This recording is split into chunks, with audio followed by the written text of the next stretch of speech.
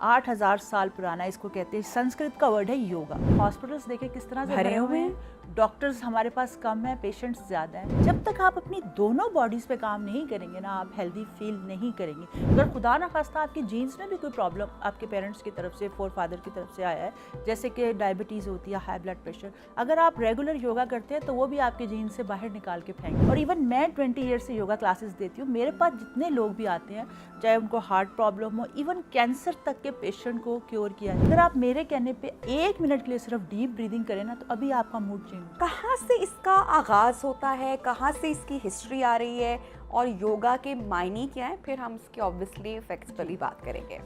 देखिए, जैसे कि मिसकॉन्सेप्शंस बहुत हैं योगा के बारे में, लेकिन मैं आपको इसका एक बेसिक बता दूं। ये 8,000 साल पुरानी साइंस है।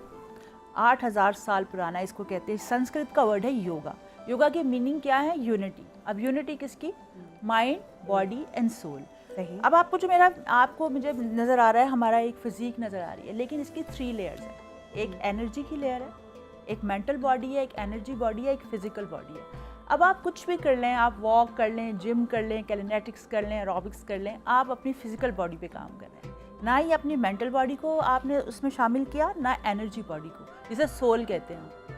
अगर हम तीनों लेयर्स पे काम करेंगे तभी हम हेल्दी रहेंगे। आप देखिए कि जितना रुझान बढ़ता जा रहा है जिम की तरफ, लोग जिम्स में जा रहे हैं, जितना रुझान बढ़ रहा है वॉक की तरफ, लोग 2-2 घंटे वॉक कर रहे हैं, लेकिन हॉस्पिटल्स देखे किस तरह से भरे हुए हैं। डॉक्टर्स हमारे पास कम है, पेशेंट्स ज़्यादा हैं। क्यों? इसलिए कि हम लोग ना एनर्जी बॉडी पे काम कर रहे हैं, ना मेंटल बॉडी पे। जैसे हमारे तमाम ऑर्गन्स बॉडी के सब काम कर रहे हैं ना, इसी तरह हमारा ब्रेन 24 आवर्स काम कर रहा है। जैसे हमारी बॉडी को रेस्ट चाहिए, इस तरह हमारे ब्रेन को भी रेस्ट चाहिए, और इसकी एक्सरसाइज भी ज़रूरी है, जो कि कोई भी आपको नहीं बताएगा। कोई एक्सपर्ट, कोई डॉक्टर, कोई सब आपको कहेंगे जिम चले जाएं और जिम में जाके 2-2 घंटे। जब तक आप अपनी दोनों बॉडीज़ पे काम नहीं करेंगे ना, आप हेल्दी फील नहीं करेंगे, डिप्रेशन और एंग्जाइटी से बाहर नहीं निकलेंगे। आप देखें कि किस तरह से आजकल बच्चों में भी एंग्जाइटी और डिप्रेशन बढ़ता है। अच्छा हुमैरा जी, हमारे यहाँ ये भी तो है ना कि हम जब तक भारी भरकम मशीनों पे भाग नहीं लेते 40-50 मिनट, हमें लगता है कि हमें तो कुछ किया ही नहीं, हमें तो एक्सरसाइज ही नहीं की है। तो इसी तरह योगा के बारे में शायद यही मिसकंसेप्शन है, या लोगों को लगता है कि जब तक वो कुछ हैवी लिफ्ट नहीं करेंगे या कोई बहुत भारी एक्सरसाइज नहीं करेंगे, उनको वेट लॉस नहीं होगा। क्योंकि योगा कितना ज़हनी सुकून देता है और कितनी स्लो मोशन में, basically it's kind of a meditation इसे कहें आप, आई एम श्योर बेहतर बता सकते हैं। Your brain activity, your body chemistry, even your genetic makeup can be change with the tools of yoga. अगर खुदा ना खास्ता आपकी जीन्स में भी कोई प्रॉब्लम आपके पेरेंट्स की तरफ से, फोर फादर की तरफ से आया है, जैसे कि डायबिटीज़ होती है, हाई ब्लड प्रेशर, अगर आप रेगुलर योगा करते हैं तो वो भी आपके जीन्स से बाहर निकाल के फेंक देंगे। योगा की इतनी पावर्स हैं। सिर्फ बताने का मकसद ये है कि आप इस मैसेज को फैलाएं, लोगों को बताएं, पब्लिक सर्विस मैसेजेस दें कि योगा में कितने बेनिफिट्स हैं, किस तरह से अपनी बीमारियों को क्योर किया जा सकता है, किस तरह अपने हार्ट के हेल्थ को। पूरी दुनिया में इस वक्त ऐसे हॉस्पिटल्स बन गए हैं जहाँ पे योगा से प्रॉपर इलाज किया जा रहा है। और इवन मैं 20 ईयर से योगा क्लासेस देती हूँ। मेरे पास जितने लोग भी आते हैं, चाहे उनको हार्ट प्रॉब्लम हो, इवन कैंसर तक के पेशेंट को क्योर किया जा रहा है। ये आप मेरे पेज पे जाके कमेंट्स देख सकते हैं कि जिन्हें खुदा न खास्ता कैंसर के सेल भी बॉडी से निकाल के बाहर फेंक दिए जाते हैं योगा से। जैसे मैंने आपको पहले बताया कि योगा जो है, इसका मतलब है यूनिटी, और unity mind, body and soul.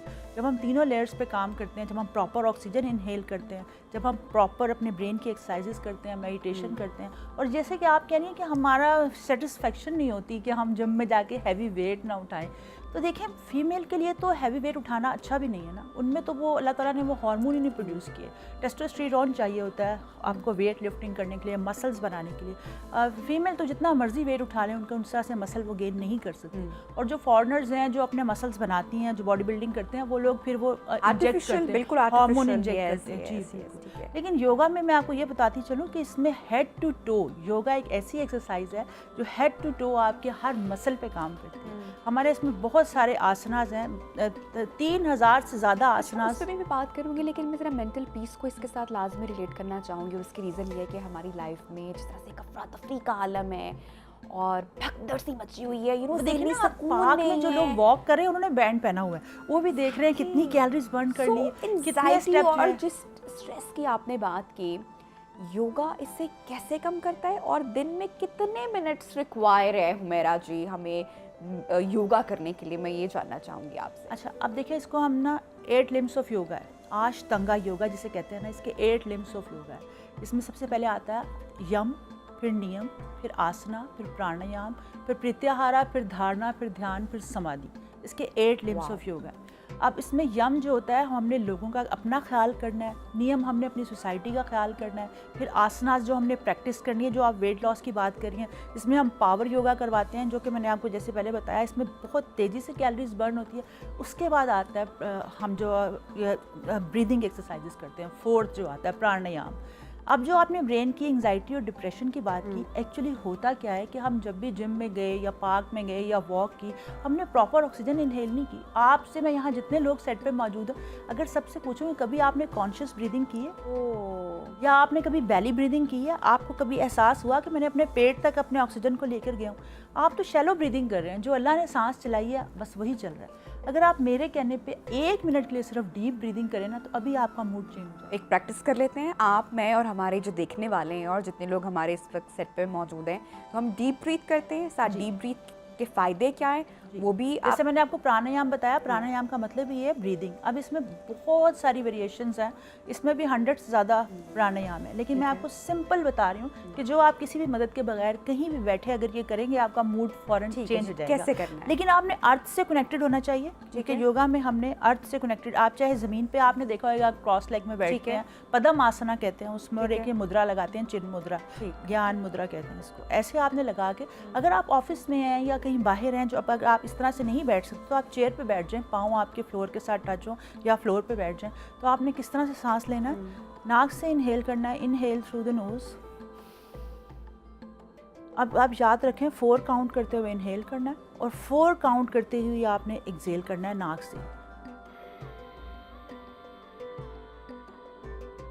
अब देखें, जब मैं 4 से आगे लेके जाऊंगी, ऑटोमेटिकली मेरा बैली बटन पीछे की तरफ जाएगा। आप भी अगर जब सांस एक्सहेल करेंगी, 5 से आगे जाएंगी, तो आपके गट हेल्थ देखिए, आपका पेट आहिस्ता आहिस्ता पीछे जाएगा जब आप एक्सहेल करती रहेंगी। और ये कितनी देर तक प्रैक्टिस करनी है? ये आपने 2 मिनट्स तो मैं करना ही करना है, मिनिमम 2 मिनट्स। दिन में एक बार कर नहीं, एक बार नहीं, 2 से 3 बार ज़रूर करें। दिन में 2 से 3 बार। जी, डीप ब्रीदिंग। इससे आपका मूड इतना अच्छा हो जाएगा, जो आप कहते हैं ना कि लेथार्जिक और गुस्सा आता है और टेम्पर लूज़ कर देते हैं आप देखें बाहर रोड्स पे दस्तों गिरेबान छोटी छोटी बातों पे, अगर हम इसको अपनी ज़िंदगी का हिस्सा बना लें, अगर स्कूल्स में कंपलसरी कर दें कि बैली ब्रीदिंग करनी है। अच्छा, ये इतनी आपने अच्छी बात की है और मैं इससे 100% एग्री करती हूँ। और मेरा ये बड़ा इस बात में ना, कहते हैं ना, बिलीफ है, मेरा तो अकीदा बन चुका है कि जब हम यहाँ से खुश होते हैं ना, जब हम यहाँ से सेटिस्फाई होते हैं, जब हम अंदर से पॉजिटिव होते हैं, तो फिर आपको किसी चीज़ की ज़रूरत नहीं होती है।